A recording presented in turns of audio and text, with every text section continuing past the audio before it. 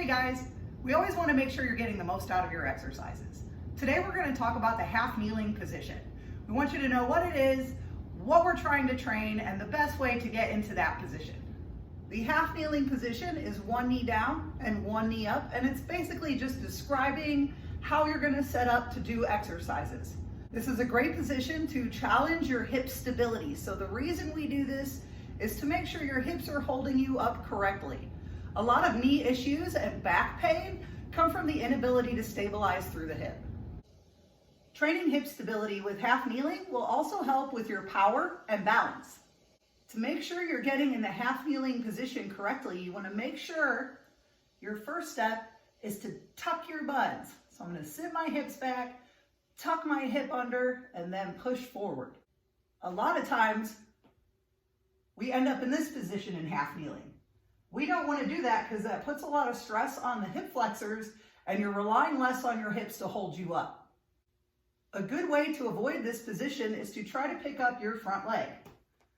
It's going to sit you back so you're straight over that down leg. So that's a good way to get out of that forward position. You also want to make sure when you set up in your half kneeling that not only is your down knee right under your hip, your front ankle is right under your up knee. So you want to try not to tuck that foot in too much or have it too far out in front of you. The next thing we want to think about with half kneeling is our alignment. We want to make sure everybody is nice and straight and square to the front. So try not to kick this knee out. Bring it in front of you. You want to make sure the down leg hip is turned forward into that front knee. And you want to make sure your down foot is behind your down hip. So you're in a nice straight line there.